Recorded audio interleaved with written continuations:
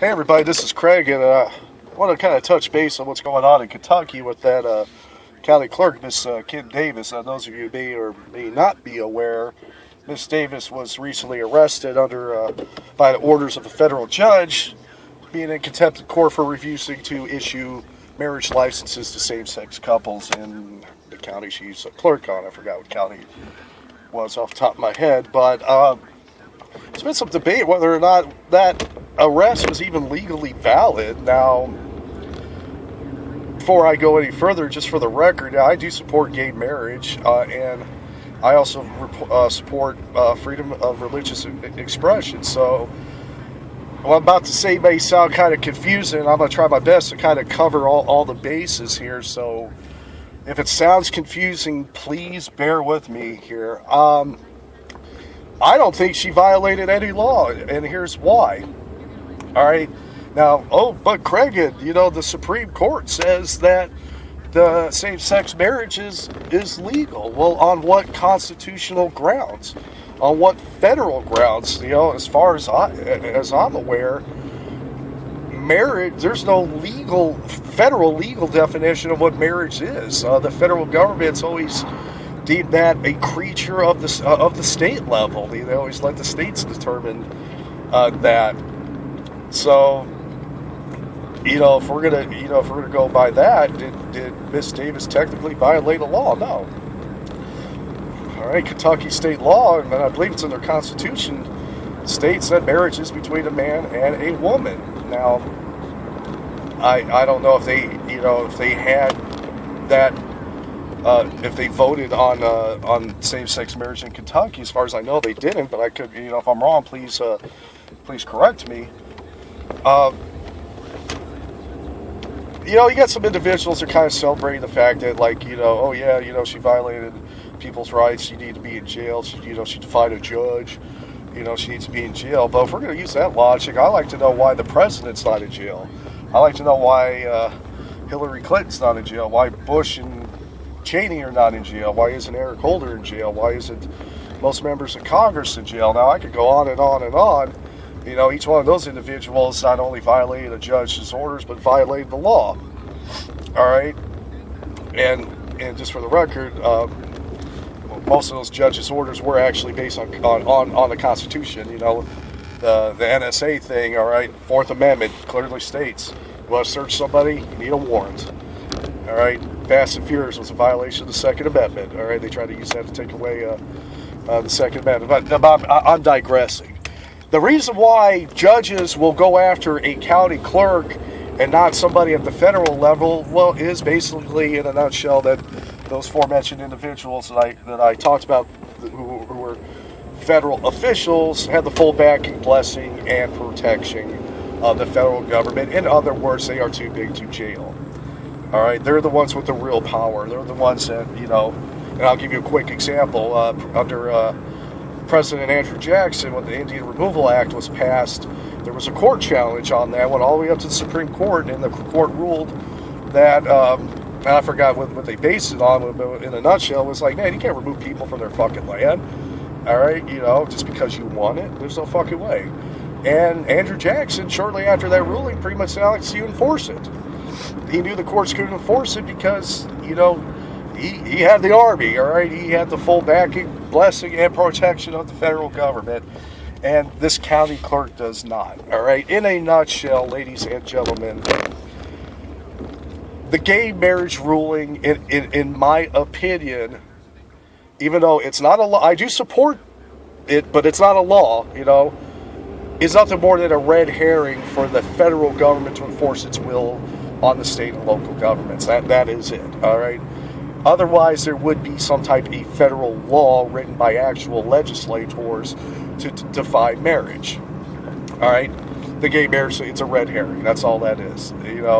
That sets precedent for a state passing a law, and whatever the federal government does not like, instead of trying to write a law saying, okay, no, we'll make it legal at the federal level, they'll just use the courts to enforce their will to provide political cover. That's it.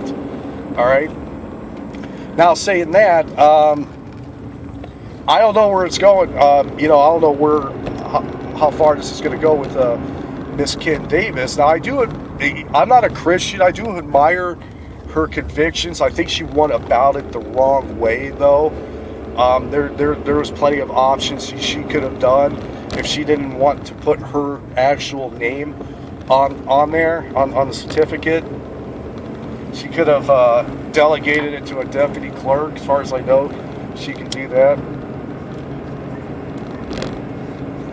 She could have resigned, or, she could have done that, just resign, collect your pension and move on, maybe start a ministry. But,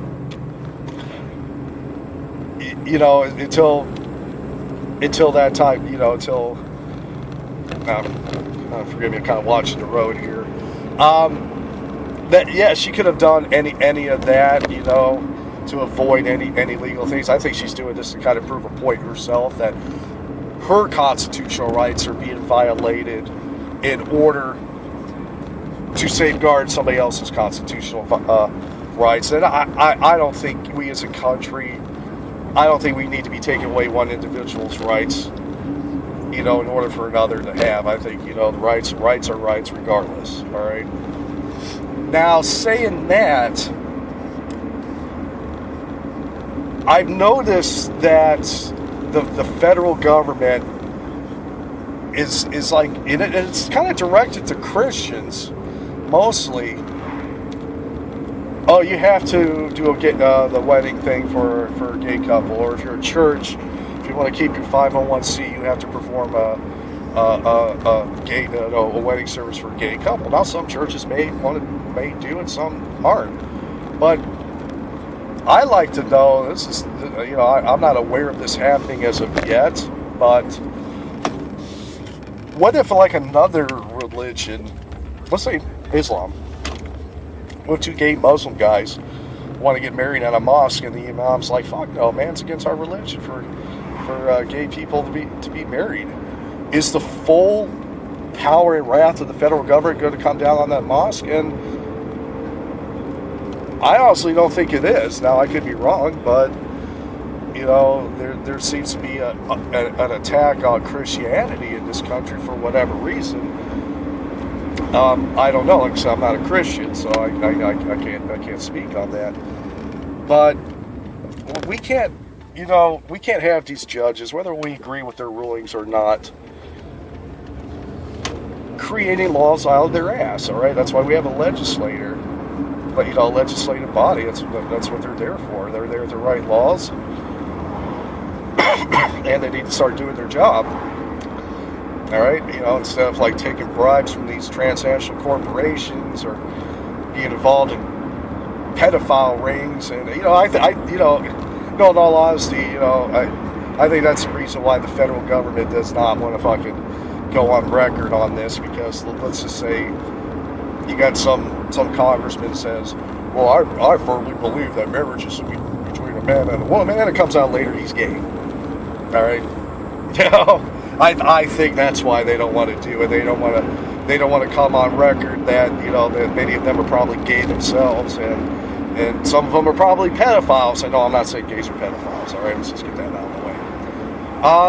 Let me know what you think. All right, I know it's kind of a touchy subject to some people, but it is a subject that does need to be addressed. After all, we are all Americans, and let me leave everybody with this. All right, as long it's not harming anybody, as long as you're not out like raping children, trying to have sex with beasts or whatever, is it really the government or anybody else's business how some group of people want to be coupled? All right.